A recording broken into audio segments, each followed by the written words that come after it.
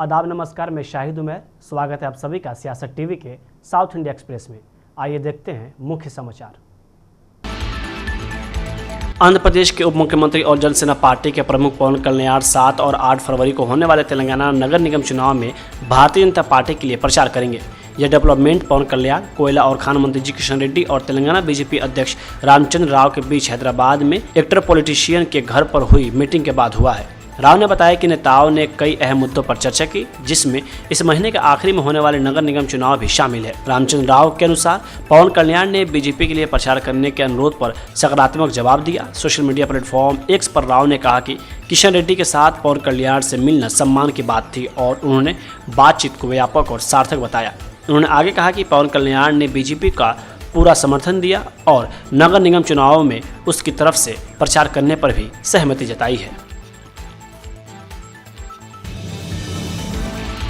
कांग्रेस नेता महेश कुमार गौड़ ने बीजेपी पर निशाना साधते हुए कहा कि मुझे बीजेपी के राष्ट्रीय अध्यक्ष से कुछ सवाल पूछने हैं। जिस तरह से वे देश के दक्षिण हिस्से और उत्तरी हिस्से के साथ बर्ताव कर रहे हैं, फंडिंग के बंटवारे में बहुत बड़ा अंतर है। तेलंगाना में 8 सांसद और 2 कैबिनेट मंत्री होने के बावजूद पिछले 7 सालों में वे तेलंगाना के लिए कुछ भी नहीं लाए हैं। पीएम मोदी के शासन में तेलंगाना को बहुत कम फंड मिला। मुझे लगता है कि बीजेपी के पास तेलंगाना में काबिल लीडरशिप नहीं है, इसलिए वे पवन कल्याण पर निर्भर हैं और वह तेलंगाना विरोधी हैं। हम उन्हें स्वीकार नहीं करते। आज वकीलों के ग्रुप ने मोइनाबाद पुलिस स्टेशन में विरोध प्रदर्शन किया, क्योंकि आरोप है कि पुलिस ने रंगारेड्डी में एक महिला वकील की हत्या की शिकायत दर्ज करने से मना कर दिया था। 34 साल के वकील, जिसकी पहचान सोपन्ना के रूप में हुई है, हत्या उसके भाई ने मोइनाबाद पुलिस स्टेशन के तहत केतरेड्डीपल्ली गांव में एक प्रॉपर्टी विवाद को लेकर कर दी थी। वह चिवल्ला कोर्ट में प्रैक्टिस करने वाली वकील थी और उस खेत में गई थी जहाँ कथित तौर पर पारिवारिक विवाद को सुलझाने के लिए पंचायत हो रही थी। पुलिस के मुताबिक सोपन्ना बुधवार सुबह पारिवारिक विवाद पर बात करने के लिए अपने खेत में गई थी। लौटते समय उनके भाई राजू और अन्य लोगों ने कथित तौर पर उस पर कुल्हाड़ी से हमला कर दिया। सोपन्ना को घायल हालत में पड़ा देखकर स्थानीय लोग उसे पास के अस्पताल ले गए, जहां डॉक्टरों ने उसे मृत घोषित कर दिया। स्थानीय मीडिया के अनुसार पुलिस आरोपी की तलाश कर रही है, जो हमले के बाद मौके से फरार है। वकील की मां वेंकटम्मा ने आरोप लगाया कि राजू पिछले 3 सालों से सोपन्ना को मारने की साजिश रच रहा था और उसने पहले भी उसे मारने की 2 बार कोशिश की थी। तेलंगाना नगर पालिका चुनाव 2026 पर बीआरएस के कार्यकारी अध्यक्ष के.टी. राव ने कहा कि हमें उम्मीद है कि चुनाव के नतीजे हमारे पक्ष में होंगे। पिछले चुनाव में भी हमने बहुत अच्छा प्रदर्शन किया था। इसी के साथ उन्होंने कांग्रेस और रेवंत रेड्डी पर निशाना साधते हुए कहा कि KLSR नाम की कंपनी है, जिसमें रेवंत रेड्डी को मुख्यमंत्री बनने में सबसे पहले एक कार गिफ्ट की थी, जब 2018 में रेवंत रेड्डी पर IT ED की रेड पड़ी थी। KLSR करके एक कंपनी है, जो कंपनी रेवंत रेड्डी साहब चीफ मिनिस्टर बनने से पहले उनको एक गाड़ी गिफ्ट करती है, लैंड क्रूजर। और साथ ही साथ जब 2018 में IT रेड और AD रेड होता है रेवंत रेड्डी जी पे, उसमें IT और ED वाले भी ये कहते हैं कि शायद KLSR कंपनी इनकी बेनामी है, क्योंकि KLSR कंपनी से काफ़ी सारा पैसा इनके कंपनीज, इनके फैमिली मेम्बर्स के जो कंपनी है भोपाल इंफ्रा, साई मौर्या एस्टेट्स, इन सब में देखा जाता है। आज वही कंपनी जो NCLAT में अपना इंसॉल्वेंसी प्रोसीडिंग्स में आज बिजी हैं, जिसके पास अपने एम्प्लॉयज़ को देने के हद तक पैसे नहीं है, उस कंपनी को आज इन्होंने 6000 करोड़ के यहाँ पे गवर्नमेंट काम दिए हुए हैं। बट बात यह है कि 23 जनवरी को सुप्रीम कोर्ट ने एक आदेश दिया सेंट्रल गवर्नमेंट को और स्टेट गवर्नमेंट को कि ऐसी कंपनी जिसके पास ना बैंक गारंटी देने का पैसा है, ना अपने एम्प्लॉयज़ को पैसे देने का, तनख्वाह देने का पैसा है, ऐसी कंपनी को 6000 करोड़ कैसे काम मिला, ये सवाल सुप्रीम कोर्ट ने SFIO serious fraud investigation office और CBI और ED और स्टेट और सेंट्रल गवर्नमेंट को किया। तो आज हम रेवंत रेड्डी से जानना चाहते हैं, ये जो बेनामी कंपनी है आपकी, इसके बारे में आप क्या एक्शन लेंगे, आप क्या जवाब देंगे। ऐसी कंपनी को आज तेलंगाना की जनता की जो पैसा है 6000 करोड़ का, आपने कैसे ये टेंडर दिया, इस पे आपको एक क्लैरिफिकेशन देना पड़ेगा। और उम्मीद है कि 13 तारीख के दिन, जिस दिन रिजल्ट आएंगे, तो अच्छा रिजल्ट मिलेगा। पिछली बार भी हमने काफ़ी अच्छे तादाद में हम म्यूनसिपैलिटीज़ जीते थे, इस बार भी उम्मीद है कि ज़रूर अच्छे तादाद से जीतेंगे।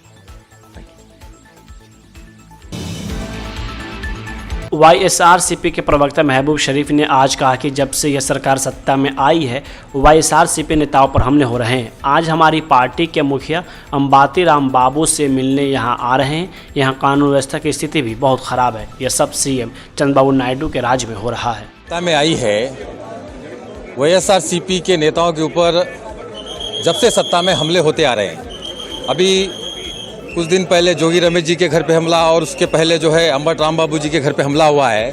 अंबट राम बाबू जी के घर पे इतना बेरहमी से हमला है, पूरे जो जितने भी लोग हैं घर में घुसकर जो है हत्या करने की कोशिश की है।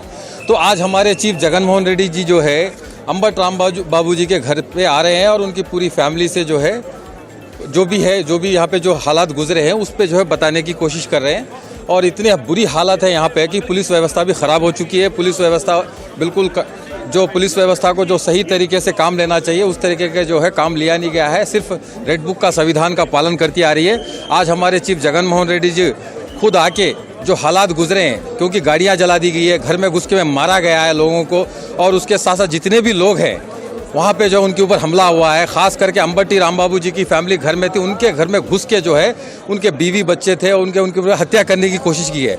और लोकतंत्र का उल्लंघन हो रहा है। पूरे कानून व्यवस्था को जो है हाथ में लिया गया है। जो भी है बिल्कुल गलत हो रहा है। यहाँ पे जो है टीडीपी गठबंधन सरकार चंद्रबाबू नायडू जी की सरकार के नेतृत्व में ये सब चल रहा है, क्योंकि पुलिस भी उनके आदेश का पालन करती जा रही है। और इस तरह के हालात अगर होंगे तो कानून व्यवस्था किधर जा रही है क्या है तो जनता तो सब देख रही है। तो संविधान का कोई पालन हो नहीं रहा है। बिल्कुल कानून तो बिल्कुल जो है गठबंधन सरकार की कठपुतली बन चुका है।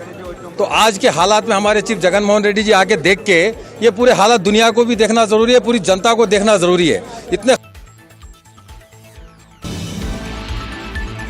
भ्रष्टाचार के आरोपों पर एक्साइज मिनिस्टर आरबी तिम्मापुर के इस्तीफे की मांग को लेकर बीजेपी विधायक के विरोध प्रदर्शन पर कर्नाटक के मंत्री एमबी पाटिल ने कहा कि सिर्फ इसलिए कि कोई बिचौलिया किसी मंत्री के बारे में बात करता है आप मंत्री या विभाग पर आरोप नहीं लगा सकते। अगर कोई अधिकारी पकड़ा जाता है तो यह सही प्रक्रिया का पालन किया जाएगा, जाँच की जाएगी और उनके खिलाफ कड़ी कार्रवाई की जाएगी। वहीं आगे उन्होंने ये भी कहा कि बीजेपी जी राम जी एक्ट से ध्यान भटकाना चाहती और सदन की कार्यवाही को रोकना चाहती है। बीजेपी विधायक महेश तिंगिंकाई ने कहा कि आर अशोक ने चेयरमैन के सामने सारे सबूत रखे हैं कि एस ईश्वरप्पा के मामले में उन्होंने इस्तीफा दे दिया था और जांच हुई थी। कांग्रेस इस मुद्दे पर ध्यान नहीं दे रही है। देखिए, कांग्रेस पार्टी वाला पहला यह बता देना चाहिए थे, जब 40% का एलिगेशन ये लोग किया था तब क्या हुआ था, इसके पास कुछ प्रूफ था। ये तो बताना चाहिए। अननेसेसरी क्लेम करने की वजह से, एलिगेशन करने की वजह से प्रियंका गांधी को पहला खड़गे जी को सोच लेना चाहिए। अननेसेसरी ऐसा विपक्ष के ऊपर जो इल्ज़ाम लगाने का जो कोशिश कर रहे हैं वो पूरा गलत है। हम उसको कंडेम करते हैं। जो प्रूफ रहना चाहिए वो सभी हमारा अपोजिशन लीडर अशोक जी ने हाउस के ऊपर रखने के बाद ही बात किया है। थोड़ी ऐसा ही तो बात नहीं किया, वो जब हमारे पास प्रूफ थे वो प्रूफ रखने के बाद बात किया। अगर सरकार के पास सच्चाई का इल्ज़ाम है तो उसको पहला रेजिग्नेशन करने के लिए दे दीजिए, बाद में उसके बाद इन्वेस्टिगेशन कर दीजिए। अगर उसका कुछ भी प्रॉब्लम नहीं है तो फिर ले लीजिए। हम थोड़ी मना कर रहे हैं। जब ईश्वरप्पा जी का जब इशू हुआ था तब भारतीय जनता पार्टी क्या किया था, उसको रेजिग्नेशन देने के लिए बता दिया था। रेजिग्नेशन उन्होंने दे दिया था, बाद में इन्वेस्टिगेशन होने के बाद उसको वापस ले लिया। तो आप भी ऐसा कर दीजिए, देखेंगे। अगर आपके ऊपर, आपका मंत्री के ऊपर इतना विश्वास है तो आप कर दीजिए। सर वो बोल रहे हैं कि अगर आप संसद में हंगामे के बीच कांग्रेस सांसद प्रियंका गांधी वाड्रा ने निशिकांत दुबे पर निशाना साधा। उन्होंने कहा कि निशिकांत जी को तभी आगे लाया जाता है जब सरकार हंगामा कराना चाहती है। सरकार किसी सदस्य को पब्लिश किताब से कोट करने नहीं दे रही थी, लेकिन बीजेपी सांसद निशिकांत दुबे सदन में 6 किताबें लाते हैं और उनसे कोट करते हैं। यह सरकार दिखाना चाहती है कि संसद में सिर्फ उनका तरीका ही चलेगा। यह स्पीकर और संसद का अपमान है। विपक्ष का नेता सिर्फ एक व्यक्ति नहीं होता, वह पूरे विपक्ष का प्रतिनिधित्व करता है। एक सबसे पहले स्पष्ट ये होना चाहिए कि निशिकांत दुबे जी तभी उठते हैं जब सरकार की इजाज़त होती है, जब सरकार कहती है कि जाओ हाउस को डिसरप्ट करो। 0 आवर बैलेट पे आता है, आप देखिए उनका हर रोज़ 0 आवर आ जाता है। हम मांगते मांगते बैठे रहते हैं, हमारा नहीं आता है। तो जब सरकार चाहती है कि कुछ डिसरप्शन करना है तो वो उनको उठाते हैं। अब आप बताइए, अगर LOP को बोलने नहीं दिया एलओपी को एक किताब जो प्रकाशित है, जो आज आपके सामने भी दिखाई है उन्होंने कि प्रकाशित किताब है, अमेज़ॉन से खरीदी गई प्रकाशित किताब है, उससे कोट नहीं करने दे रहे। आप नियम कह रहे हो कि ये नियम का उल्लंघन है। तो अब ये महाराज उठे हैं और ये 6 किताबें सामने दिखा रहे हैं, उनमें से कोट कर रहे हैं, आप कुछ नहीं कह रहे हैं। इनका माइक चला जा रहा है। और किस लिए कराया गया? ये सरकार स्पष्ट दिखाना चाहती है कि इस संसद में सिर्फ उनकी चलती है। ये तो स्पीकर साहब का भी निरादर है, ये संसद का निरादर है, ये लोकतंत्र का निरादर है, ये इस देश की जनता का निरादर है। ये संसद, मैंने सुबह भी कहा, लोकतंत्र का मंदिर है। इसमें पूरे देश की आस्था जुड़ी है। इस संसद से एक एक हमारा जो नागरिक है उसकी आस्था जुड़ी हुई है। और आस्था किस चीज़ में है? लोकतंत्र में है, अपनी अभिव्यक्ति में, कि हर नागरिक की अभिव्यक्ति यहाँ पे होनी चाहिए। अब जो लीडर ऑफ ऑपोजिशन है वो खुद एक व्यक्ति नहीं है, वो एक प्रतिनिधि है पूरे विपक्ष का। मतलब कि जिसने वोट दिया इन सब सांसदों के लिए उनके प्रतिनिधि हैं। आप उनका मुंह बंद करना चाहते हो। वो एक किताब से कोट कर रहे हैं, आप उस किताब से कोट नहीं करने दे रहे हैं। और कोई सरकार किसी को रोज रोज खड़ा कर देगी और वो तमाम फिजूल की बातें ऐसी, फिर वही नेहरू की बातें, फिर नेहरू। सनक है ये। और सनक इसलिए है कि आप देश का ध्यान भटकाना चाहते हैं, क्योंकि आपको मालूम है कि अब देश का ध्यान कहाँ गया है। वो जो जनरल साहब हैं उन्होंने जो कहा आपकी लीडरशिप के बारे में कि चीनी टैंक हमारे सरहद पे खड़े हुए हैं और यहाँ 2 घंटे लगा रहे हैं हमारे लीडर की क्या निर्णय लेना है। और अंत में और वहाँ जनरल साहब इंतजार कर रहे हैं कि कोई निर्णय आएगा, और 2 घंटे बाद निर्णय क्या आता है कि आप खुद ही निर्णय ले लो। और फिर ये लोग बात करते हैं इंदिरा गांधी जी का, ये लोग बात करते हैं इतिहास का। इंदिरा गांधी जी कभी पीछे हटी निर्णय लेने से? कभी पीछे हटी?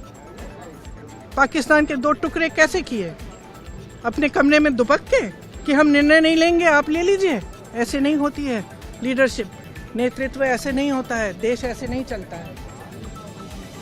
और जो आज इन्होंने किया है संसद में, वह यही दिखाने के लिए कि यहाँ न स्पीकर की चलती है, न संसद की चलती है, न किसी और की चलती है, ये सिर्फ हमारी चलती है। हम जब चाहें किसी को खड़ा कर देंगे और वो जो चाहे कह सकता है, लेकिन हम एलओपी को नहीं बोलने देंगे। ये बिल्कुल हमारे बर्दाश्त के बाहर है। हम यहाँ इसलिए खड़े हैं क्योंकि हमें कीमती वोट दिया है हमारे नागरिकों ने, देशवासियों ने।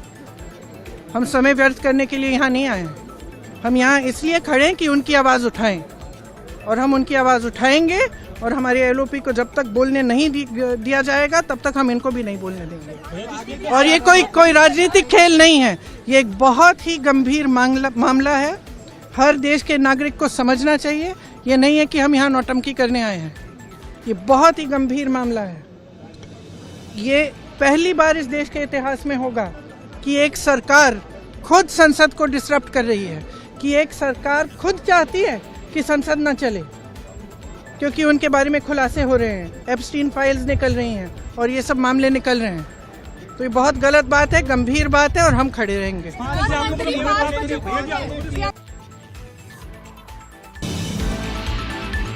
केरल के मंत्री एमबी राजेश ने कहा कि आज केरल विधानसभा ने केंद्र की बीजेपी सरकार द्वारा केरल के साथ किए जा रहे भेदभाव के खिलाफ कड़ा विरोध जताते हुए एक प्रस्ताव पास किया है। केंद्रीय बजट केरल के साथ लगातार हो रहे भेदभाव का एक उदाहरण है।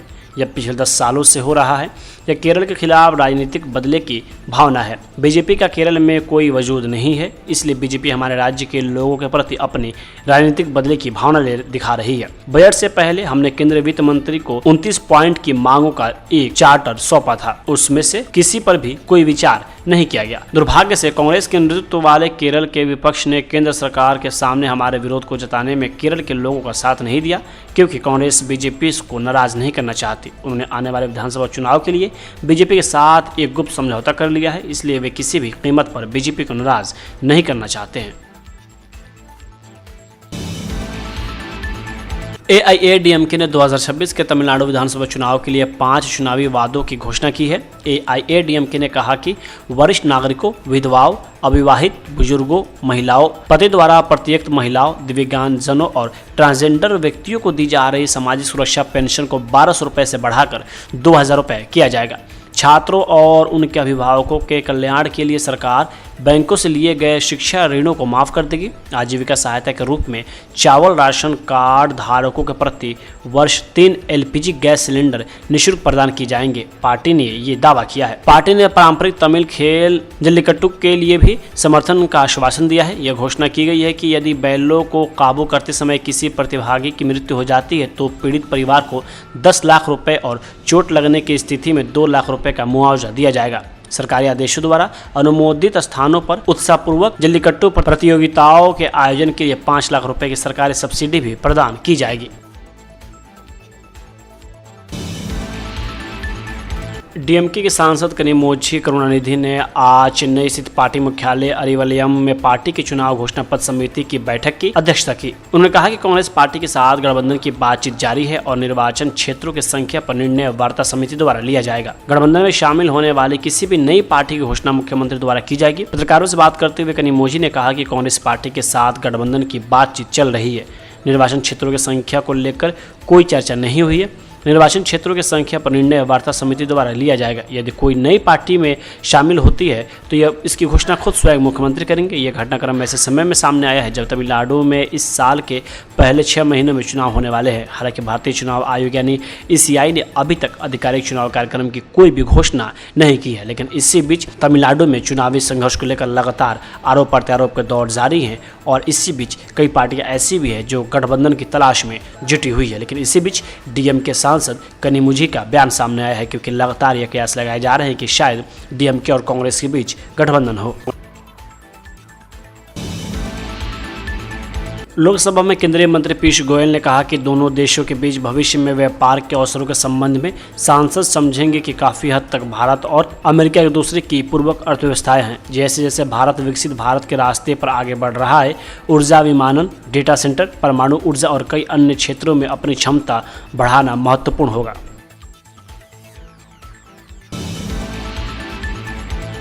साउथ इंडिया एक्सप्रेस यहीं होता है समाप्त। मुझे दी इजाज़त। बाकी खबरों के लिए बने रहें सियासत टीवी के साथ।